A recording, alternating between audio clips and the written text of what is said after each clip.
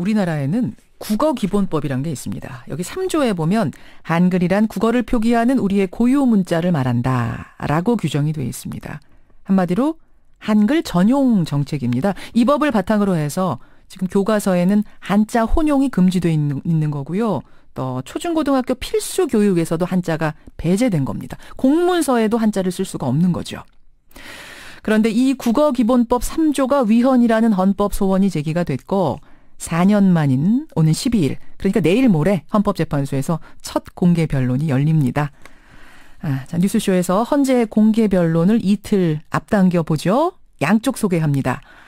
먼저 교과서와 공문서에 한글만 표기하라는 정책 위헌이다. 헌법 소원을 낸 곳입니다. 어문정책 정상화 추진의 대표세요.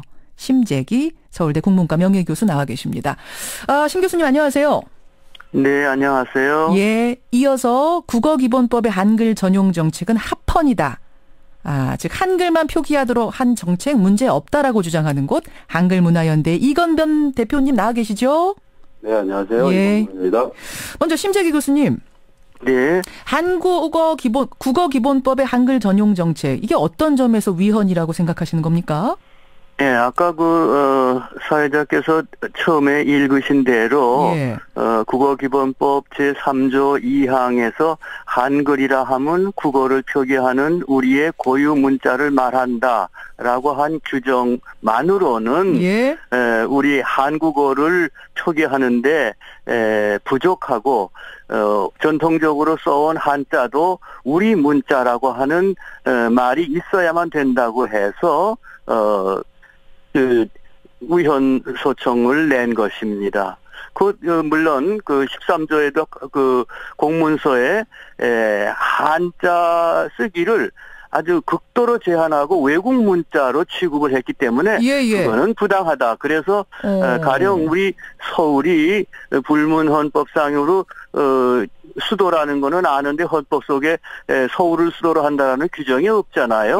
그와 마찬가지로 한자도 헌법에 국자라고 규정이 되어 있지 않지만은 그런 불문헌법상으로는 분명히 한자가 우리 국자에 해당한다. 그래서 이것을 위헌 제청한 것입니다. 그러니까 한글만이 우리의 고유 문자라고 표기한 그 법은 위헌이다. 한자도 우리의 고유 문자가 될 수 있다. 이 말씀이시네요. 그렇습니다. 그래요? 이거에 대해서는 이건범 대표님이 답을 좀 주셔야겠어요. 한자도 우리의 고유 문자다? 고유 문자 아닙니다. 우리 문자라고 그랬어요. 고유라고 하는 거는 그거는 우리나라만 가지고 있는 것을 말할 때 고유 문자이고 한자도 동양의 통용 문자로서 우리나라의 국자 행세를 하기 때문에 국자라는 거지 고유라는 말은 쓰면 안 됩니다. 지금 심 교수님 말씀하신 거죠? 네. 그러니까 한자도 아니 그 사회자가 지금 잘못 말씀하신 거는 수정을 해야 되죠. 잘하셨습니다. 진행하세요. 고유 문자라는 말은 아니지만 우리 문자 우리 범주에 문자입니다. 들어간다 이 말씀이세요. 네네. 알겠습니다. 이건범 대표님 우리 문자다 한자도 어떻게 생각하세요? 네, 국어기본법에서 한글 전용을 규정하고 있는 게 마치 우리 국민 전체가 언제든 한자를 아무 때고 사용할 수 없다 이런 것처럼 이제 들리게 하는데 사실 그런 건 아니고요. 우리 정부에서 사용하고 있는 공문서에서 한글을 전용하고 필요할 경우에는 한자를 함께 병기할 수 있다 이렇게 규정되어 있는 거거든요. 바로 치고 쓰게 돼 있죠. 헷갈릴 경우에는. 필요할 경우입니다. 그러니까 불필요한데 굳이 한자를 쓸 필요가 없다는 얘기를 하는 거고요. 그러는 사정은 우리가 한글로 이미 이제 전용하게 된 게 벌써 4, 50년 가까이 됐는데, 우리 국민이 우리말로 한국어로 소통하는 데서 그것을 문자로 읽었을 때, 글로 읽었을 때, 국민들이 어떤 정부의 정책, 그리고 자기의 권리, 의무, 이런 것을 정확하게 알게 하기 위해서 그 알 권리를 보장하기 위해서 한글 전용을 요구하고 있는 거거든요. 그래서 그런 점에서 특별히 국민들의 어떤 사적인 생활에서 한자를 쓰거나 읽을 이럴 권리를 제한하는 게 아니기 때문에 이거는 국민 전체 어떤 알 권리를 위한 그런 정책인 거죠. 그런 점에서 절대 위헌이라고 봐야 할 이유가 없고 한자는 말씀하신 대로 우리 조상들이 예전부터 쓰던 문자죠. 그것에 대해서는 부정하지 않는다는 말씀이세요? 당연히 그건 역사가 그렇기 때문에 만주가 예전에 우리 조상들이 살던 땅 아닙니까? 그렇다고 지금 뭐 만주가 우리 땅이다 이렇게 얘기하지 않는 것처럼 그 역사의 어떤 특정 시대에 벌어졌던 일이고 그때의 한자라는 것은 지금 생각하는 그런 한자로 그 글자를 표현하는 방식이 아니었거든요. 알겠습니다. 중국어처럼 하던 것이었지. 그런 예. 차이를 좀 저는 알고 있어야 한다고 생각합니다. 자, 심재기 교수님. 네. 그러니까 한글 문화연대 대표님 말씀은 네. 한자가 국자라는 것 자체를 부인하는 건 아니다. 다만 지금도 괄호 열고 헷갈리는 문자에 대해서는 한자를 표기할 수 있게 돼 있는데 이게 문제가 없다라는 입장이세요? 그렇게 지금 그 국어기본법이 그 정면으로 한자를 쓰지 말라고 한 거는 아니에요. 예. 그러나 결과적으로 한글 전용을 부추기기 때문에 국민들이 결국은 한자 지식이 모자라서 그것이 사고력과 창의력에 장애를 가져오니까 우리나라 문화가 앞으로 심대한 그런 그 위기를 만날 거라고 하는 우려 때문에 그거 잘못된 거다. 그동안에 써온 모든 한자어를 한자로 알도록 하는 것이 더 좋지 않느냐. 좀 더 많이 알자고 하는 거에 왜 반대가 있겠습니까? 그렇지 않을 것으로 저는 믿습니다. 그러니까 자꾸 한글만 쓰라고 유도하다 보니까 한자 지식이 지금 모자라지고 있다. 젊은 세대들이. 때문에 그런 거예요. 창의력까지 방해가 되고 있다. 그렇죠. 예를 들면 어떤 걸 보면서 그 생각을 하셨어요, 교수님? 예, 그러면 이제 한 가지 예만 듭시다. 예. 이번 정부에서요, 어휘력이 상당히 떨어져서 상당히 외래어를 많이 쓰는데, 제가 아주 답답하고 불쾌한 것은요. 예. 바로 어저께도 뉴스에서 어떤 문제가 나오면은 이슈라는 말 잘 써요. 이슈. 당면 문제, 시급한 현안 해도 될 것인데, 그 다음에 팀을 구성한다 그럽니다. 예. TF라고 하는 건 또 태스크포스라고 좀 더 분명하게 말하는 경우도 있는데, 예. 그것은 특별 전담 부서라고 하면 됩니다. 정자는 우리말이 있는데도 불구하고 자꾸 외래어를 쓰고 하는 거는 이게 우리말이 황폐하고 헷갈리니까. 있다는 증거예요.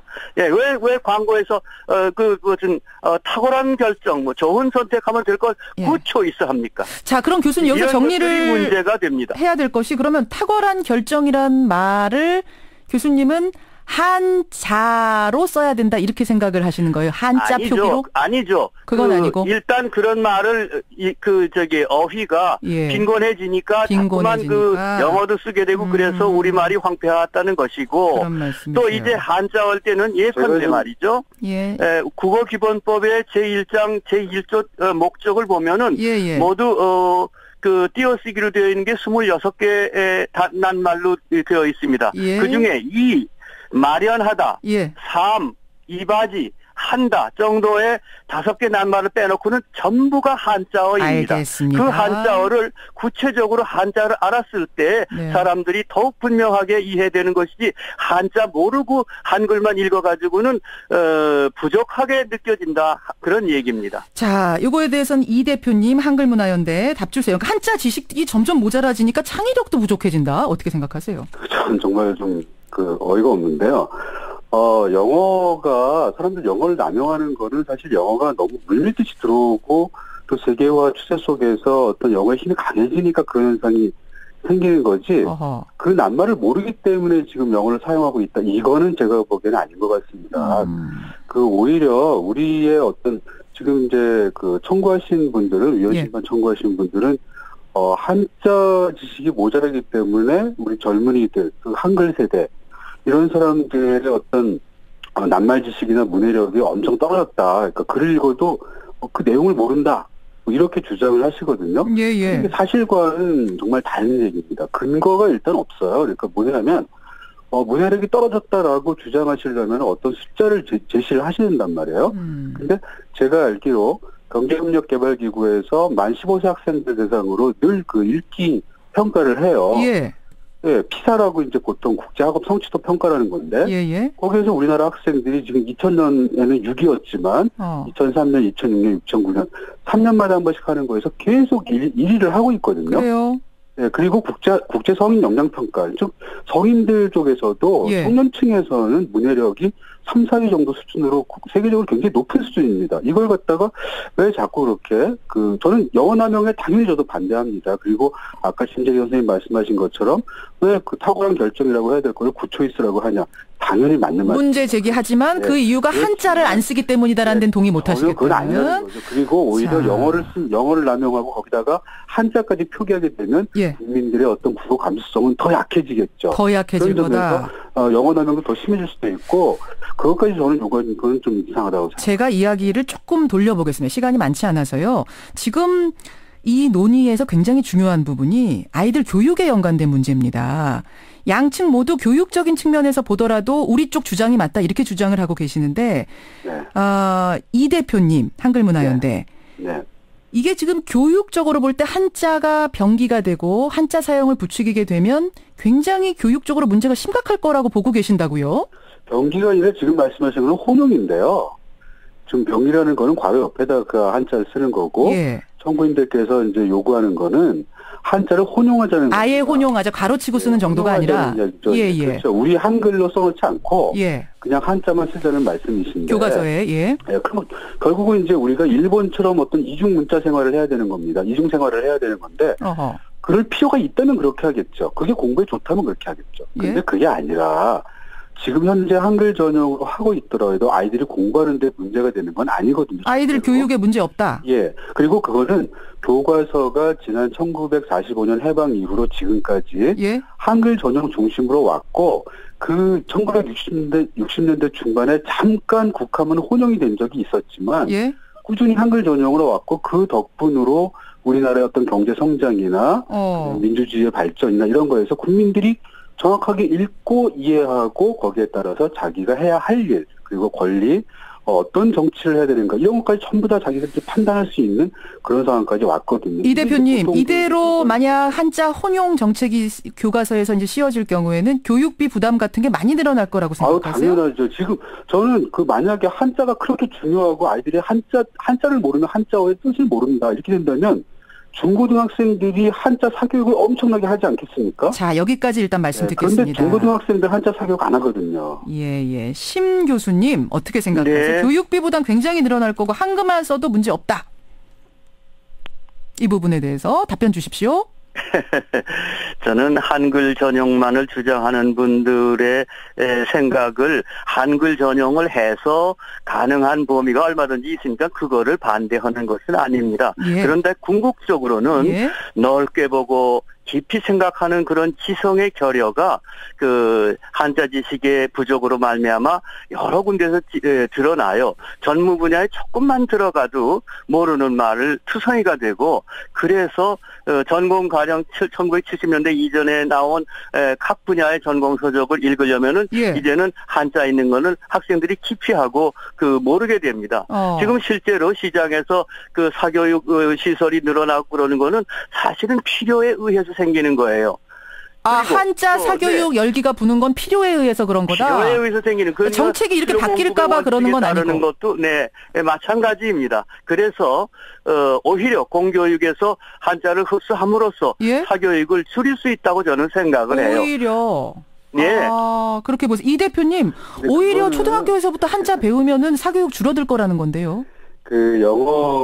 초등학교에 영어가 들어올 때도 똑같은 논리였습니다. 그렇지만 이제 저 어린아이 때부터 목젖을 어떻게 하냐 이런 말이 나올 정도로 영어 조기 사교육이 성행하는 것처럼 지금도 한자가 그렇게 중요한데 한자 뜻을 모르기 때문에 한자가 중요하다라고 자꾸 그렇게들 얘기를 하니까 유치원 애들이 한자 급수 시험 보러 가는 그런 어떤 부작용이 생기고 있거든요. 그게 필요에 의해서 전혀 아니라는 거죠. 아니라고 생각하세요? 도대체 무슨 필요냐는 겁니다. 무슨 필요냐, 유치원생이. 필요는 자칫 부모들이 걱정이 되기 때문에 어쩔 수 없이 막 보내야 되는 그런 상황들이 생기는 거거든요. 자, 이 부분에 대해서 심 교수님 답변을 좀 듣고 넘어갈까요? 어떻게 생각하세요? 필요한 걸 부모들조차도 한자 지식이 부족으로 자기네들이 불편함을 느끼고 있었다가 그걸 자녀들에게 까지 물려주면은 안 된다고 하는 생각 때문에 물론 조급한 마음으로 일찍이 조기 사교육을 시키는 경우가 없지는 않겠지만은 그래서 공교육에서 해야 된다는 것이고요. 가령 저는 40년대 초등학교를 나오고 50년대 중고등을 나왔는데 그때 한자 교육이 문제가 돼서 그 교육의 분량이 많다든지 어렵다든지 그런 소리를 듣고 자란 적이 없습니다. 자, 이 대표님. 그보다 더 옛날로 돌아가면 더 마찬가지고요. 마무리. 한자가 절대로 부담이 된다고 생각하지 않습니다. 굉장히 뜨거운 논쟁이네요. 자, 30초씩을 드리겠습니다. 마무리 발언 겸해 주십시오. 이 대표님. 저는 그 한자를 가르치지 말자 이런 이야기를 하는 것도 아니고 우리나라 중고등학교에서 선택 과목으로 한자를 가르치고 있습니다. 정규적으로. 그래서 그런 거에서만 충분히 하고 또 전공으로 가야 할 사람들은 대학에 가서라도 더 열심히 공부를 해야 되겠죠. 그것을 부정하는 게 아니라 교육의 문제만이 아니라 전체적으로 국민 모두가 공문서에서 그리고 자기 생활에서 늘 한자로 혼용해야만 되는 그런 문자 생활을 하게 된다. 1980년대까지의 어떤 신문, 국한문 혼용의 신문 같은 것과 동일한 그런 문자 생활을 정리해 주시죠. 국민 모두에게 강요할 수 없다는 거죠. 강요할 수 없다. 오히려 그것이 위헌적인 발상이라고 저는 생각합니다. 자, 심 교수님 마무리 발언 30초 드리겠습니다. 네. 한자를 사용하면서 자유롭게 활용할 수 있는 사람은 하고 한글만 쓴 사람은 한글만 쓴다고 하는 것에 대해서 아무런 반대가 없어요. 다만 교육을 시켜서 학생들이 자유스럽게 쓸 수 있고 또 옛날 문헌을 고전을 충분히 이해할 수 있는 그런 단계로 와야만 문화가 발달한다는 것입니다. 그걸 모르는 사람들, 지금 이 사람들이 우리 전통 문화와 그 고전에 대해서 모르면은 그건 앞으로 분명히 그 지성적으로 병신 노릇하는 거예요. 그 병신을 극복하자는 것이 저희의 염원입니다. 자, 여기까지 오늘 두 분의 말씀을 듣고 아마 청취자 나름대로 판단이 있으시리라 생각을 합니다. 두 분 오늘 말씀 고맙습니다. 네, 고맙습니다. 전 국립국어원장이세요. 서울대 국문과 심재기 명예교수 그리고 한글문화연대 대표 이건범 대표였습니다.